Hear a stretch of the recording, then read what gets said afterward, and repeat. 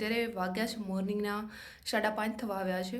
જાગી ગઈ છું 4:30 વાગ્યાની અને ફાઇનલી રેડી થઈ ગઈ છું કેમકે આજે છે રાજકોટમાં સ્વદેશી રન. સો અમે લોકો અત્યારે સવારમાં રન કરવા જઈ રહ્યા છીએ.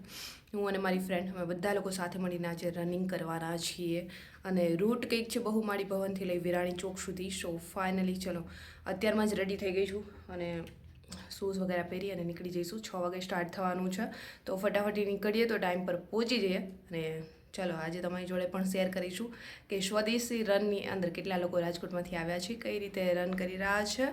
સો અત્યારે બહુ વધારે લેટ થાય એ પહેલાં મેં બી નીકળી જાઉં અને ત્યાં જઈને તમારી જોડે બધું શેર કરીશ. એન્ડ હા ગાઈઝ, આજે મંથલી પ્રોબ્લેમનો પણ બીજો દિવસ છે. સો તો બી અમે લોકો રન કરવા જઈ રહ્યા છીએ. જોઈએ શું થાય. એટલું કંઈ ખાસ કોમ્પિટિશન છે નહીં, જસ્ટ રન છે, સ્વદેશી રન. તો બધા દોડી શકે છે તો અમને લાગ્યું ચલો આપણે બી દોડીએ જ છે તો જઈએ. નહીં તો આજ તો કન્ડિશન બહુ ખરાબ છે. મંથલી પ્રોબ્લેમનો બીજો જ દિવસ છે એટલે થોડું હાર્ડ બી પડે, બટ જઈએ. સો પહેલાં તો મેં એટલે કંઈક રેડી થઈ જઈશ. ઓલરેડી રેડી થઈ ગઈ છું. હવે શૂઝ પહેરીને નીકળીએ.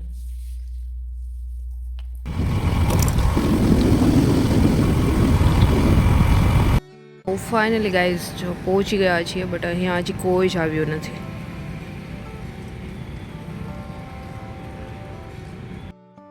સો ફાઇનલી ગાઈઝ આ તરફ બ્લોગ સ્ટાર્ટ થઈ ગયો છે અને અમે લોકો થઈ ગયા છે રેડી. અને આ તરફ તમે જોઈ શકો છો કેટલું અંધારું છે અને ધીમે ધીમે બધા લોકો આવવા લાગી ગયા છે અને ધીમે ધીમે સંખ્યા પણ વધતી જાય છે. બહુ બધા લોકો ભેગા થઈ ગયા છે. અમે લોકો પણ પહોંચી ગયા છીએ અને અહીંયા આજે કોઈ એવું નથી કે બધા દોડે એમાંથી કોઈ વિજેતા જાહેર થશે, પહેલો બીજો ત્રીજો નંબર આપવામાં આવશે, એવું નથી. બટ સ્વદેશી રન છે કે બધા એકસાથે દોડી શકે. સો અમે લોકો બી એટલા માટે આવી ગયા છીએ અને આજે છે મારા પીરિયડ્સનો બીજો દિવસ અને 5 કિલોમીટર રનિંગ કરવા જઈ રહ્યા છીએ. ચલો જોઈએ, કમ્પ્લીટ કરી શકું છું તો કરીશ, કોઈ પ્રોબ્લેમ નથી આવતો તો ટ્રાય તો કરી શકીએ છીએ. એન્ડ આવું કંઈ બી હોય રનિંગ કરવાની મને બહુ જ વધારે મજા આવે છે. ફિટ રહી શકીએ અને હેલ્ધી પણ. સો અત્યારે હું ને મારી ફ્રેન્ડ આ જ રીતે અહીંયા બી ઊભા રહી જ ગયા છીએ અને જ્યારે રનિંગ કમ્પ્લીટ થશે ને ત્યારે બી કોઈ અહીંયા ઇનામ આપવામાં નથી આવવાનું. છતાં પણ બધા લોકો ભેગા થયા છે. તમે જોઈ શકો છો કેટલી મોટી સંખ્યામાં લોકો આવ્યા છે અને અમે તો ઘરેથી 4:45 જાગી ગયા હતા. 5:30 વાગે નીકળી ગયા અને અહીંયા 6 વાગે પહોંચી ગયા. और अवेयरनेस स्प्रेड करते हुए यूनिवर्सिटीज और कॉलेजेस में स्कूल्स में पहुंचे थे और इस जर्नी में हमारा जो मोटो था 1 लाख. અને આ પ્રવચન તમે જે સાંભળ્યું એ છે નિશા કુમારીનું, જે વડોદરાના હતા અને એમણે માઉન્ટ એવરેસ્ટ પર આપણો તિરંગો છે લહેરાવ્યો છે અને ખાસ કરીને મને બહુ જ વધારે મજા આવી.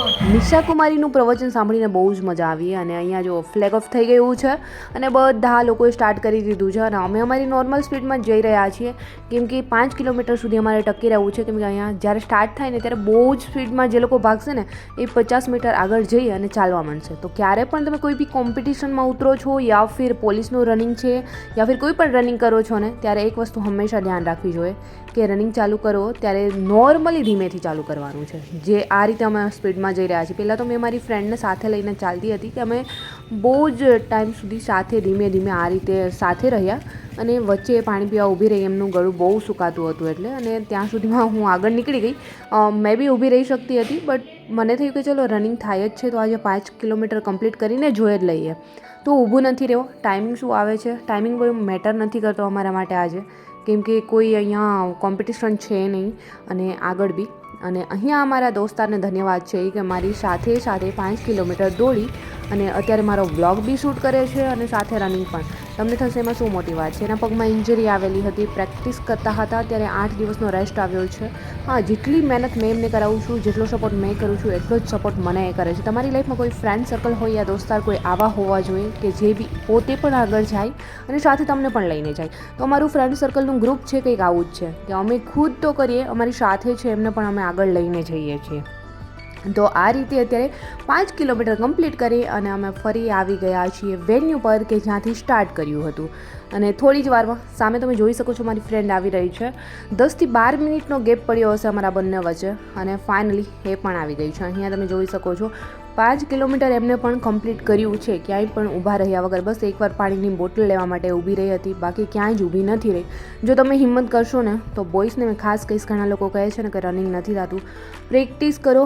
વિધાઉટ પ્રેક્ટિસ આજે 5 કિલોમીટર અમે કમ્પ્લીટ કર્યું છે, કેમ કે અમે કોઈ જ 5 કિલોમીટરની પ્રેક્ટિસ નથી કરી. અમે ગ્રાઉન્ડ પર જઈએ 4 થી 5 રાઉન્ડ મારીએ છીએ, એક વીક સમથિંગ થયું હશે જે કમ્પ્લીટ નહીં પરંતુ કન્ટિન્યુ કરી રહ્યા છે. છતાં પણ આજે અમે 5 કિલોમીટર દોડ્યું છે અને મારી વોચ તો વચ્ચે બંધ થઈ ગઈ છે, છતાં પણ મને ખ્યાલ છે કે 27-28 મિનિટ અરાઉન્ડ થયો હશે. તો બી મારી ફ્રેન્ડની વોચમાં અમે ચેક કર્યું, એમને કે જસ્ટ 39 મિનિટમાં 5 કિલોમીટર કમ્પ્લીટ કર્યું છે અને એમનાથી 10-12 મિનિટ મેં વહેલી આવી ગઈ હશું, આટલો ફેર છે. તો 28 મિનિટ અરાઉન્ડ થયું હશે. મારી વોચ તમે જુઓ છો 5:55 બંધ. ખબર નહીં આવું કેમ થયું હશે, બટ 1 વર્ષ જૂની છે તો મે બી કદાચ કંઈ પ્રોબ્લેમ આવ્યો હોય યા ફિર બંધ થઈ ગઈ એટલે. તો બી ચલો, ટાઈમિંગ બી ખબર પડી ગઈ છે અને મારી ફ્રેન્ડ જો કરી શકે છે તો મેં તમને એક જ વસ્તુ કહીશ કે જે બોયઝ યા ગર્લ્સ પોલીસ ભરતીનું રનિંગ માટે તૈયારી કરી રહ્યા છો તો આસાનીથી થઈ જશે. પ્રેક્ટિસ તો કરો દોસ્તો, આસાની છે, તમે બી કરી શકો છો અને પોલીસનું ગ્રાઉન્ડ પાસ કરવું. હા, રનિંગ કરવું બહુ હાર્ડ છે પણ પ્રેક્ટિસ કરશો ને તો ઇમ્પોસિબલ તો નથી, થઈ જ જશે. અમે લોકો કરી લઈએ છીએ તો તમારાથી તો થઈ જ જશે. અમે તો પ્રેક્ટિસ બી નથી કરી. માની લો 15 દિવસ પ્રેક્ટિસ પ્રોપરલી 5 કિલોમીટરની કરીને દોડ્યા હોય તો ટાઈમિંગ શું 25 મિનિટમાં ન આવી જાય. અને આ છે અત્યારે લકી ડ્રો થઈ રહ્યો છે. પહેલો આ લકી ડ્રો વિનર હતા, નાનો એવો બાબો હતો. આ સેકન્ડ અમે અમારા નંબર જોઈ રહ્યા છીએ કે આપણો નંબર આવે છે કે નહીં. અને અમારા લકી ડ્રો માટે અમે કેટલા લકી છીએ અમને ખબર જ છે, છતાં બી એક ઉમ્મીદ હતી કે શાયદ આજે આપણે લકી બની જઈએ અહીંયા. છતાં પણ એન્ડ સુધી વેઇટ કર્યા, છતાં પણ અમારા ગ્રુપમાંથી અમે 3-4 જણા જોડે હતા પણ કોઈ જ લકી ડ્રોની અંદર અમારું નામ નથી આવ્યું. અને આજે પેલો બાબો લકી ડ્રોમાં નામ હતું, એમના મમ્મીનું જ બીજી વાર નામ આવ્યું છે. તો એક ઘરમાંથી 2 લોકો.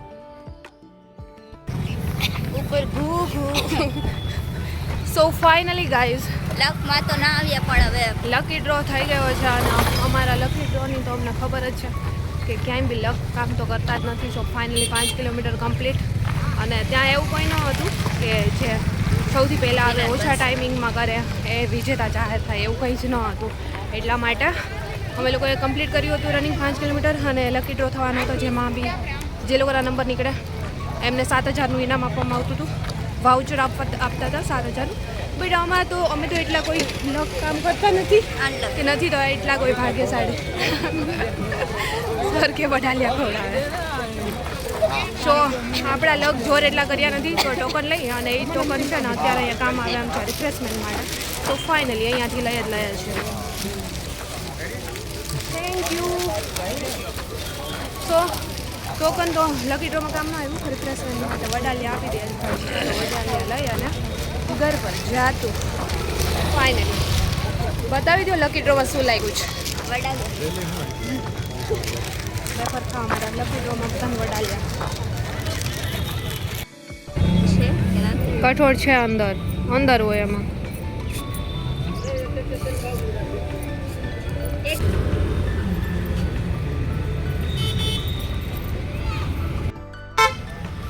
સો ફાઇનલી ગાઈસ, અત્યારે રનિંગ કરીને આવી ગયા છીએ. રિફ્રેશ થવા માટે કઠોળ લઈ લીધા.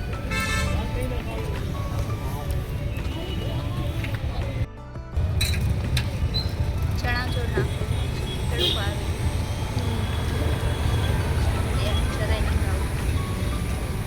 તો કંઈક સારું થોડુંક એમ.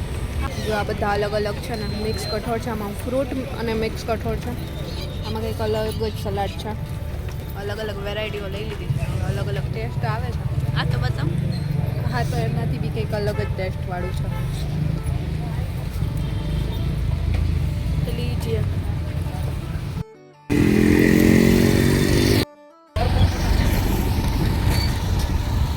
સો ફાઇનલી ગાઈસ, ચાલો હવે રનિંગ કરી, પેટ પૂજા કરી ને અત્યારે નીકળી જઈશું ડાયરેક્ટલી ઘર પર.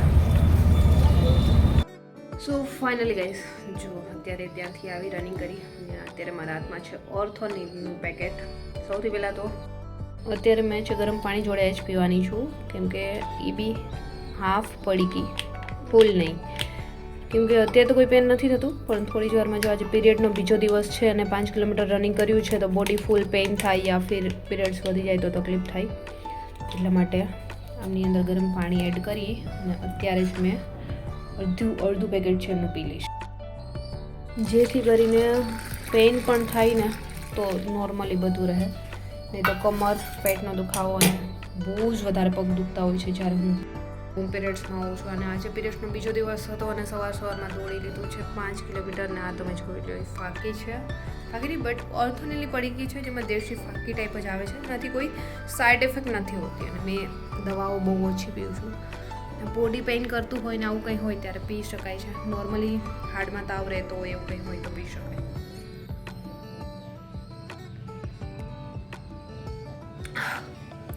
સ્વાદમાં કડવું નથી હોતું, નોર્મલી તુરો સ્વાદ હોય છે. અને ચલો દોસ્તો, આ તરફ અત્યારે નાસ્તો કરી અને મારા માટે આવી ગયો છે ત્રોપો, તો એ પણ પી લઈશ. અને આજનો બ્લોગ અહીંયા જ કરીશ સમાપ્ત. આજનો બ્લોગ કેવો લાગ્યો છે કમેન્ટ સેક્શનમાં કમેન્ટ્સ કરીને જરૂર જણાવજો, કેમ કે તમારી એક કમેન્ટ છે મને ફીડબેક જેવું કામ કરે છે મારા માટે. અને જલ્દી મળીશું મારા ન્યૂ બ્લોગ સાથે. ત્યાં સુધી બધાને બાય એન્ડ ટેક કેર.